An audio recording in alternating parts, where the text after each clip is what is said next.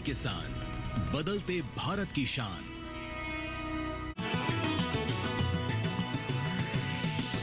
DD किसान, बदलते भारत की शान।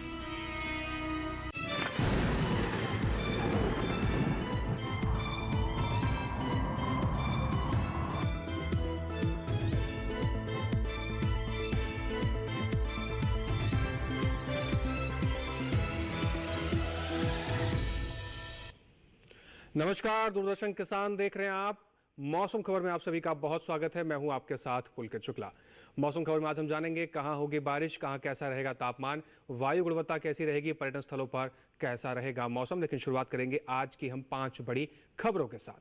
5 बड़ी खबरों में सबसे पहले आज हम बात करेंगे हरियाणा के बारे में, जहां पर अनेक हिस्सों में गर्म हवाओं के चलने की संभावना बताई गई है। तो मौसम के लिहाज से हरियाणा को लेकर यह बड़ी खबर है। अब बात कर लेते हैं सिक्किम के बारे में, जहां पर बिजली की चमक के साथ तेज हवाओं के चलने के आसार सिक्किम में बताए गए हैं। अब बात करें असम की, जहां पर गिने चुने स्थानों पर मूसलाधार बारिश होने के अनुमान असम को लेकर बताया गया है। ये बड़ी खबर असम को लेकर। अब बात करते हैं गुजरात की, जहां पर कहीं कहीं उमस भरा दिन देखने को मिल सकता है। गुजरात के कुछ हिस्सों में ऐसा रहेगा मौसम।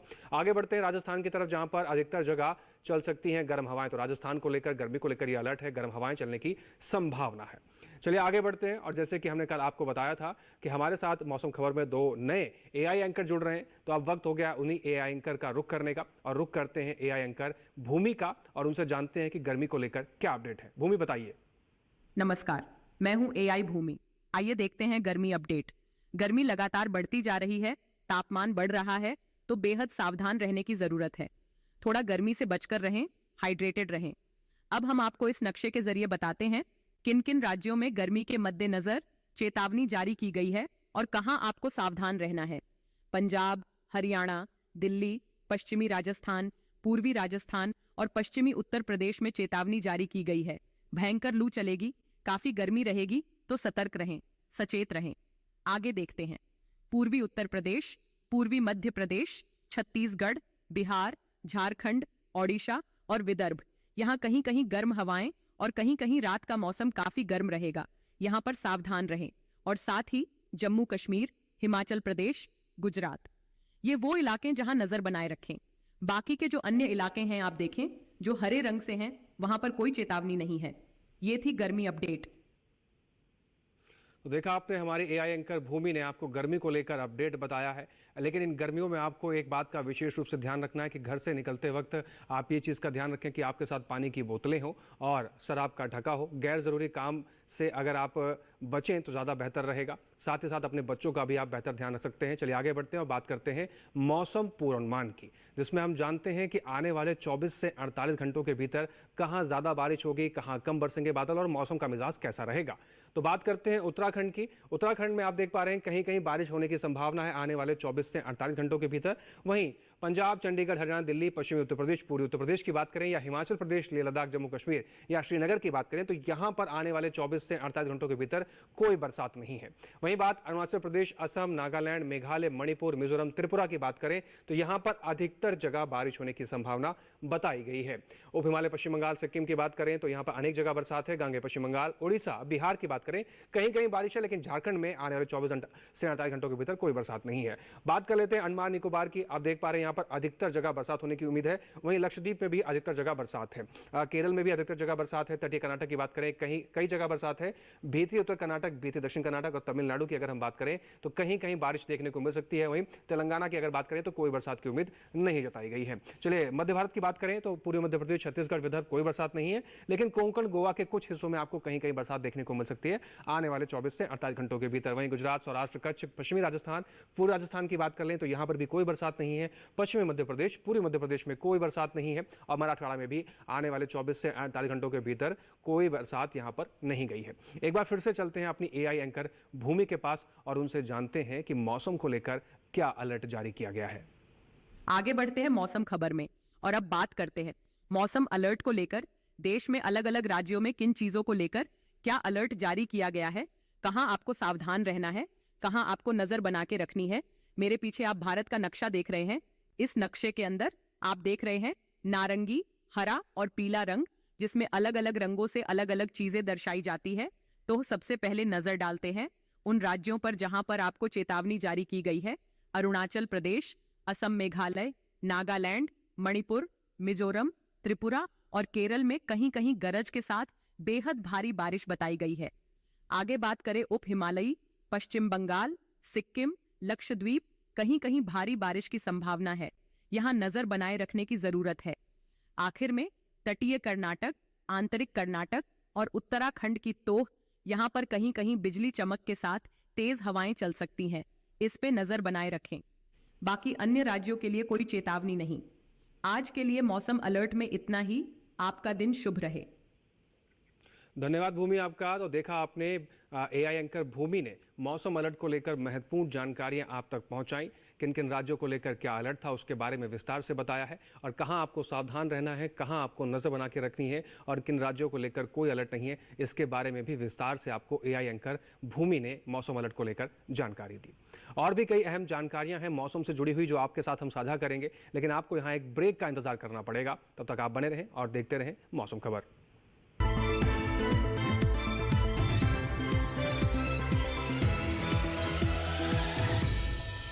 दुश्मनी एक्सचेंज फ्राइडे को चाहता है। उस इंदर मल्होत्रा की वजह से हमारे कई साथी शहीद हुए। तो ये जुम्मा उनके लिए बहुत मुबारक साबित होगा। वहां 2 IC सर पर अटैक हुआ। Inder sir is shot.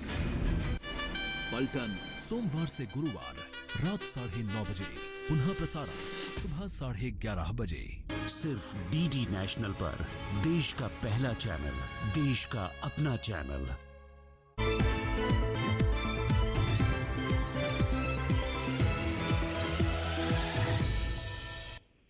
Break के बाद एक बार फिर से आप सभी का स्वागत है। आप सभी देख रहे हैं मौसम खबर।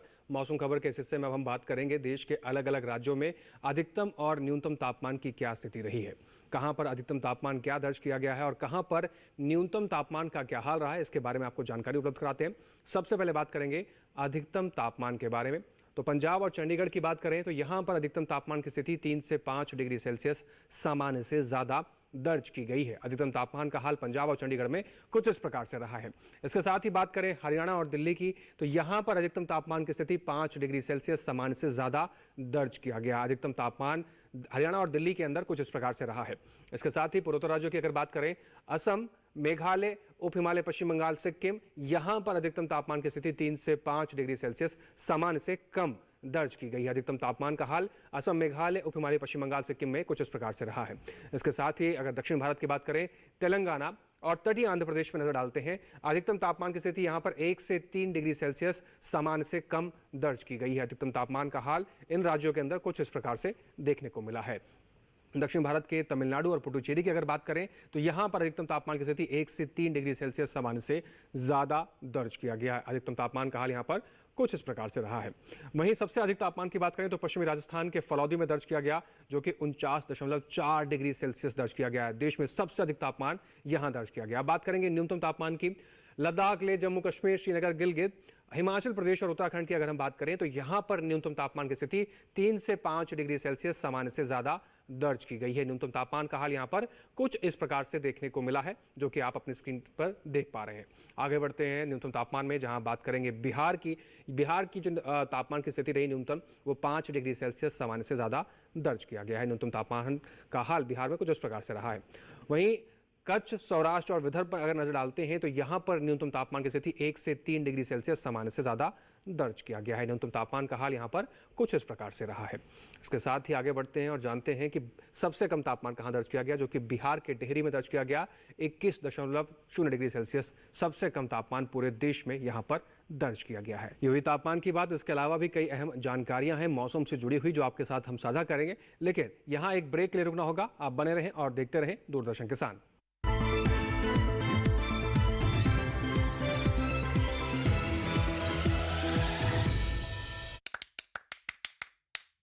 क्या खत्म होगा 17 साल का इंतजार? क्या किंग कोहली और हिटमैन की होगी वर्ल्ड कप में जीत से विदाई? क्या टीम इंडिया है तैयार? देखिए T20 वर्ल्ड कप का सीधा प्रसारण 5 जून से डीडी फ्री डिश पर।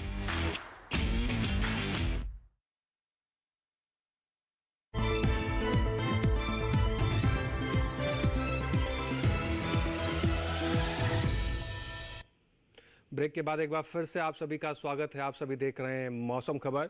मौसम खबर के इस हिस्से में अब हम आपको बताएंगे देश के अलग अलग राज्यों में वायु गुणवत्ता का क्या हाल रहा है, किस राज्य में वायु गुणवत्ता किस श्रेणी में दर्ज की गई है, इसके बारे में आपको जानकारी देते हैं। शुरुआत राजधानी दिल्ली से करेंगे। गुणवत्ता सूचकांक 305 दर्ज किया गया, यानी राजधानी दिल्ली की वायु गुणवत्ता खराब की श्रेणी में दर्ज की गई है। नजर डालते हैं लखनऊ पर। गुणवत्ता सूचकांक 201 दर्ज किया गया है, यानी वायु गुणवत्ता लखनऊ की थोड़े से खराब की श्रेणी में दर्ज की गई है। बात करें पटना की, गुणवत्ता सूचकांक 244 दर्ज किया गया, यानी पटना की वायु गुणवत्ता भी थोड़े से खराब की श्रेणी में दर्ज की गई है। बात अगर बेंगलुरु की करें, गुणवत्ता सूचकांक 72 दर्ज किया गया है, यानी बेंगलुरु की वायु गुणवत्ता अच्छे की श्रेणी में दर्ज की गई है। साथ ही नजर डालें अगर पुणे पर, गुणवत्ता सूचकांक 77 दर्ज किया गया, यानी पुणे की वायु गुणवत्ता भी अच्छे की श्रेणी में दर्ज की गई है। पुणे के बाद बढ़ते हैं हैदराबाद की तरफ। गुणवत्ता सूचकांक 102 दर्ज किया गया, यानी वायु गुणवत्ता हैदराबाद की संतोषजनक की श्रेणी में दर्ज की गई है। अब नजर डालें कोलकाता पर। गुणवत्ता सूचकांक 100 दर्ज किया गया है, यानी कोलकाता की जो वायु गुणवत्ता रही अच्छे की श्रेणी में दर्ज की गई है। कोलकाता की वायु गुणवत्ता इस प्रकार से रही है। मुंबई की बात कर लें, गुणवत्ता सूचकांक 109 दर्ज किया गया, यानी मुंबई की वायु गुणवत्ता भी संतोषजनक की श्रेणी में दर्ज की गई है। अहमदाबाद पर नजर डालते हैं। गुणवत्ता सूचकांक 112 दर्ज किया गया है। अहमदाबाद की जो वायु गुणवत्ता रही वो संतोषजनक की श्रेणी में दर्ज की गई है। बात करेंगे पर्यटन पूर्वानुमान की, जिसमें हम जानेंगे कि देश के प्रमुख पर्यटन स्थलों पर आने वाले 4 दिनों में मौसम कैसा रहेगा। शुरुआत जम्मू कश्मीर के पहलगाम से करते हैं। बुधवार, गुरुवार, शुक्रवार, शनिवार शुरुआत के 4 दिन बादल छाए रहेंगे, हल्की फुल्की धूप खिलने के आसार है। अधिकतम तापमान की बात करें तो 25 डिग्री सेल्सियस से लेकर 28 डिग्री सेल्सियस तक जा सकता है। न्यूनतम तापमान की अगर हम बात करें तो 9 डिग्री सेल्सियस से लेकर 10 डिग्री सेल्सियस तक न्यूनतम तापमान आपको पहलगाम में आने वाले 4 दिनों में आपको देखने को मिलेगा। साथ ही साथ बादल छाए रहेंगे, हल्की फुल्की धूप खिलने की संभावना बताई गई है।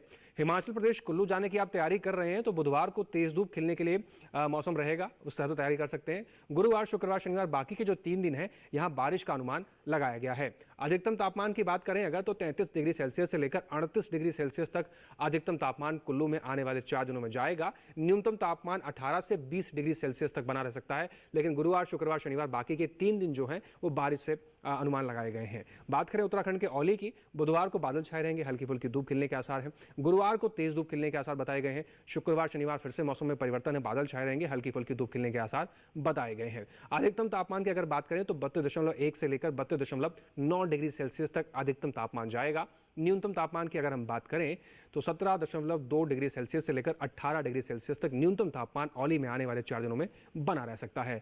उत्तर प्रदेश के वाराणसी जाने की आप तैयारी कर रहे हैं तो बुधवार और गुरुवार को तेज गर्मी पड़ने वाली है। शुक्रवार को बादल छाए रहेंगे, हल्की फुल्की धूप खिलने के आसार हैं। शनिवार को मौसम में परिवर्तन और फिर से तेज धूप खिलने के आसार बताए गए हैं। न्यूनतम तापमान की बात कर लें, अधिकतम तापमान की बात कर लें तो 39 से 42 डिग्री सेल्सियस तक अधिकतम तापमान जा सकता है। वहीं न्यूनतम तापमान की अगर बात करें तो 28 से 29 डिग्री सेल्सियस तक रहेगा। लेकिन बढ़ते तापमान के साथ आपको यह भी ध्यान रखना है कि कौन सी जरूरी चीजें आपको अपने साथ लेके चलनी है।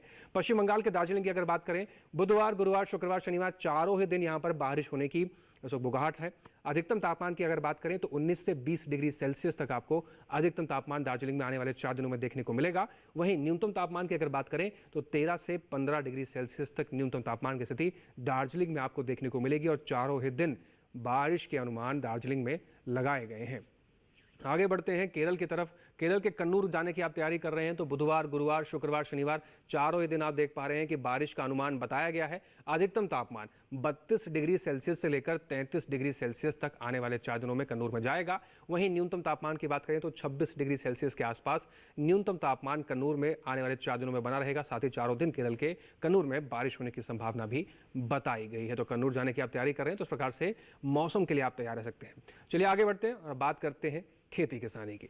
तो जैसे कि आप देख रहे हैं कि इस समय मौसम में परिवर्तन हो रहा है और ऐसे मौसम में अच्छी पैदावार लेने के लिए कृषि विशेषज्ञों की सलाह को अपनाना बेहद आवश्यक होता है। बुआई और तुड़ाई को लेकर क्या कुछ विशेषज्ञों की सलाह है, आइए नजर डालते हैं।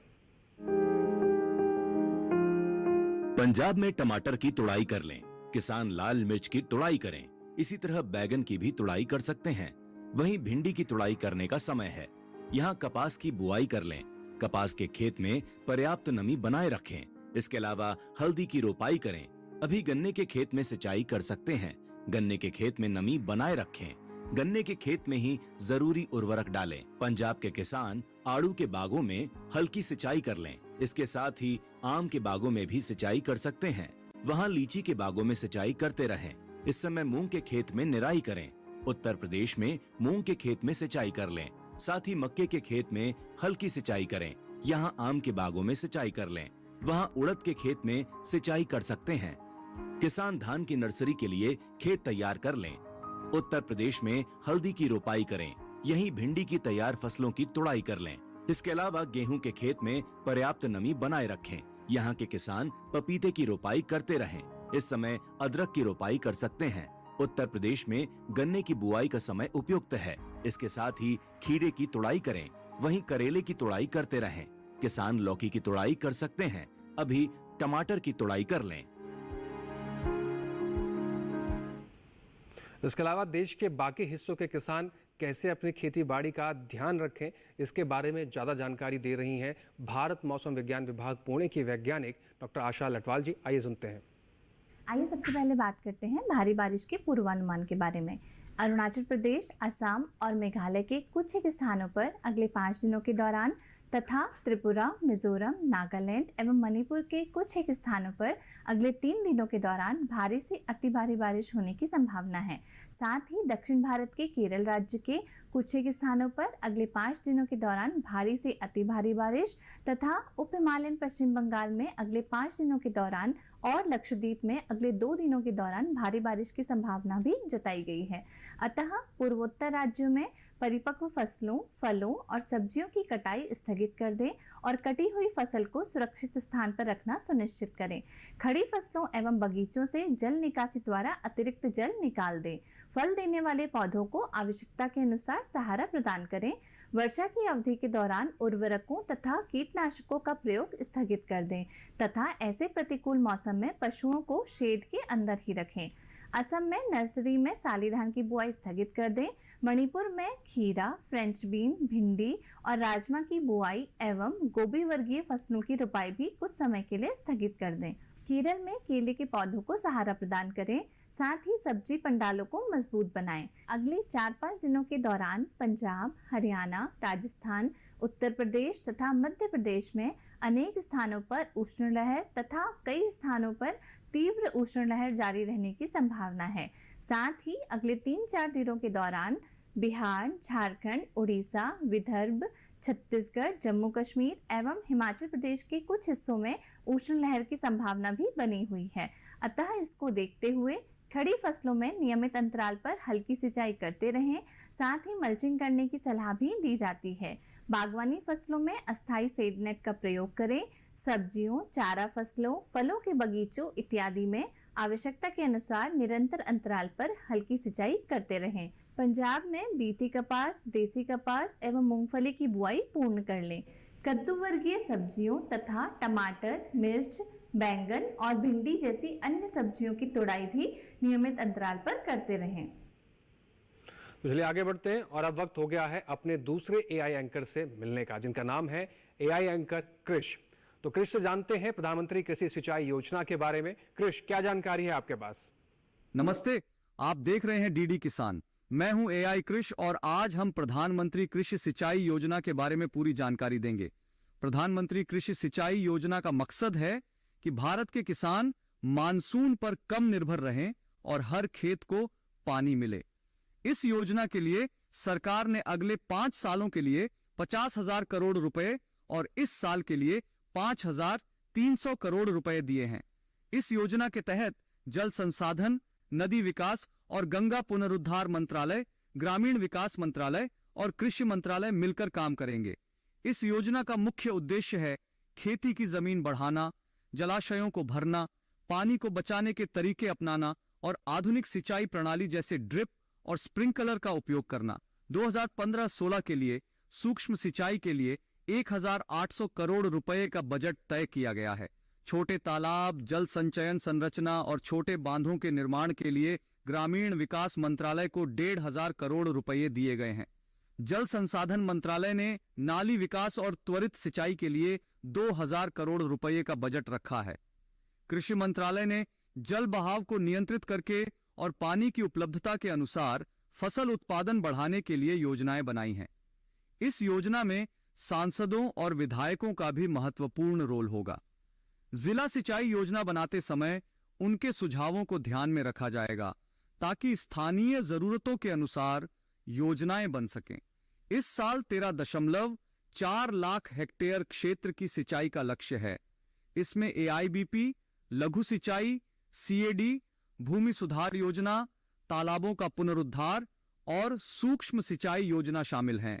योजना को सही ढंग से लागू करने के लिए राज्य और जिला स्तर पर समितियां बनाई गई हैं।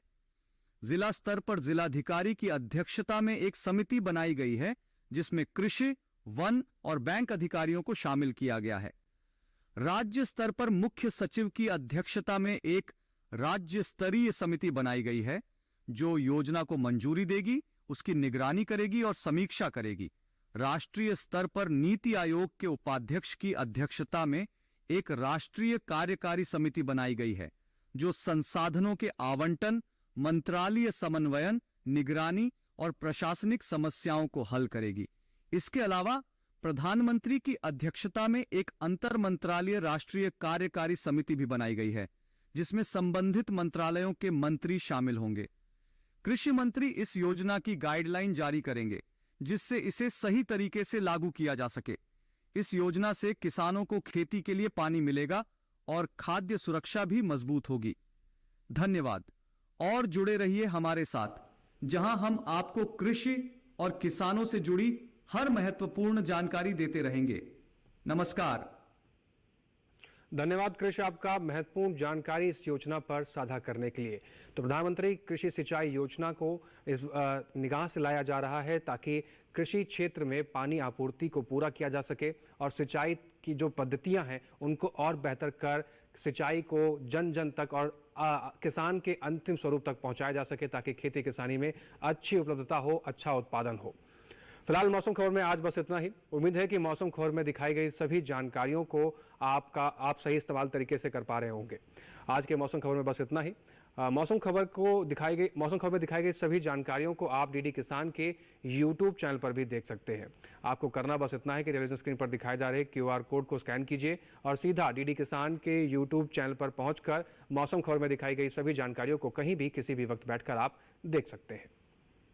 इसके साथ ही आज के मौसम खबर में बस इतना ही। फिर से होंगे हाजिर तमाम जानकारियों को लेकर। आप बने रहें और देखते रहें दूरदर्शन किसान। नमस्कार।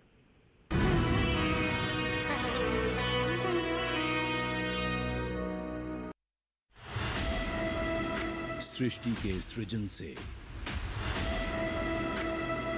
विनाश की ओर बढ़ने की कहानी।